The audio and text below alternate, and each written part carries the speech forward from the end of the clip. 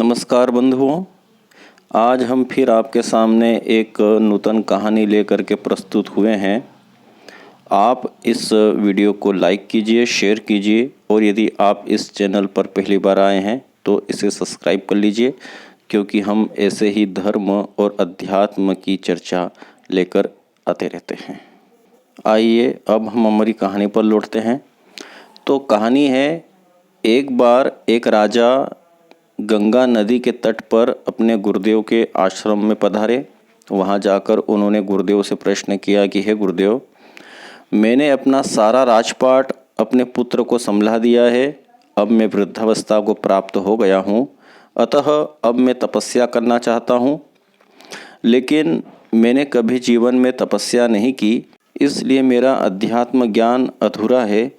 आप मेरा मार्गदर्शन कीजिए कि मैं तपस्या किस देवता की करूं, क्योंकि कोई कहता है गणेश ईश्वर है, कोई कहता है दुर्गा, कोई कहता है शिव ईश्वर है, तो कोई विष्णु जी को बताता है, तो कोई सूर्य को ईश्वर के रूप में निरूपित करता है।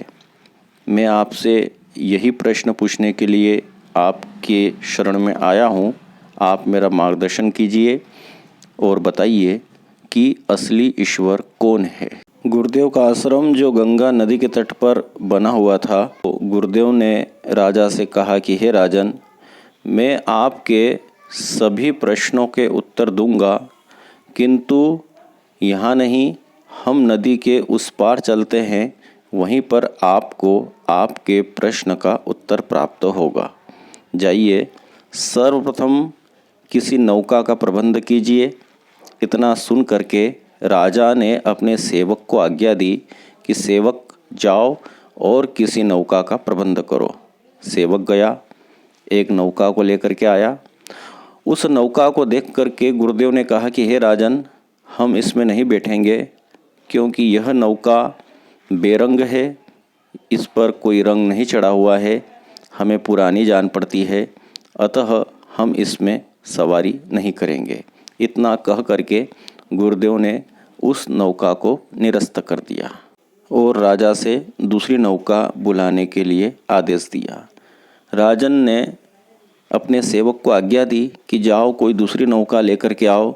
सेवक फिर गया, फिर दूसरी नौका लेकर के आया, किंतु गुरुदेव ने इस बार भी उस नौका में बैठने से इनकार कर दिया। कहा कि हे राजन, यह नौका हमें रुचिकर नहीं लग रही है, क्योंकि इसमें बैठने के लिए सुखपूर्वक आसन नहीं है। जाइए किसी और नौका का प्रबंध कीजिए।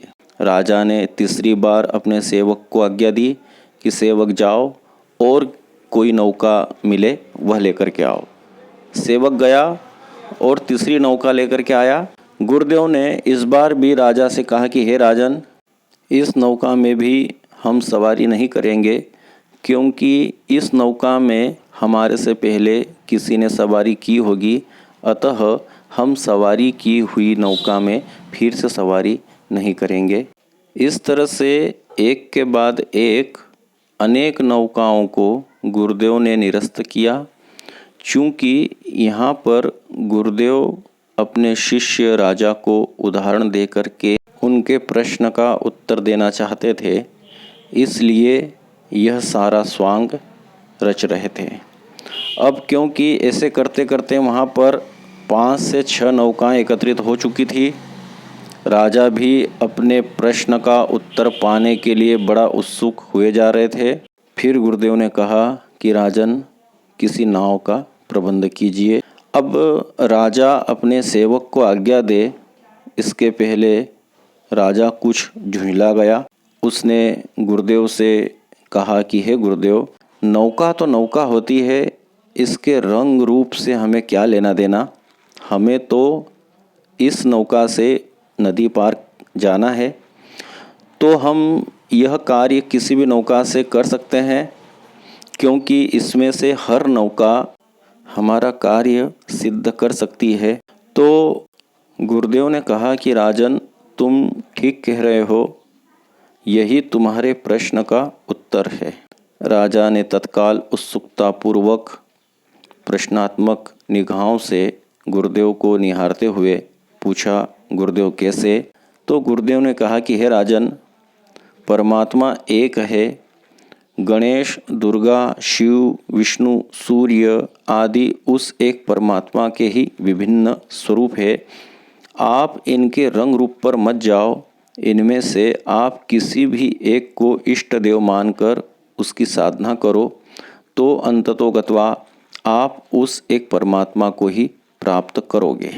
क्योंकि वेद कहते हैं एको हम बहुश्याम, अर्थात जब परमात्मा अकेले थे, न यह धरती थी, न आकाश था, न वायु थी, न जल था, जब यह ब्रह्मांड ही नहीं था, तब परमात्मा अकेले ही निवास करते थे।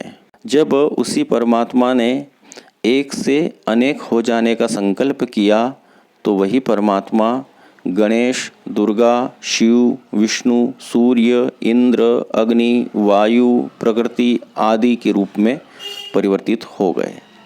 जैसे एक ही वस्तु के विभिन्न भाषाओं में विभिन्न नाम होते हैं, वस्तुतः वह वस्तु तो एक ही रहती है, ठीक उसी प्रकार परमात्मा के भी अनेक रूप और नाम है। वस्तुतः परमात्मा एक ही है जो हमें अनेक दिखाई देता है।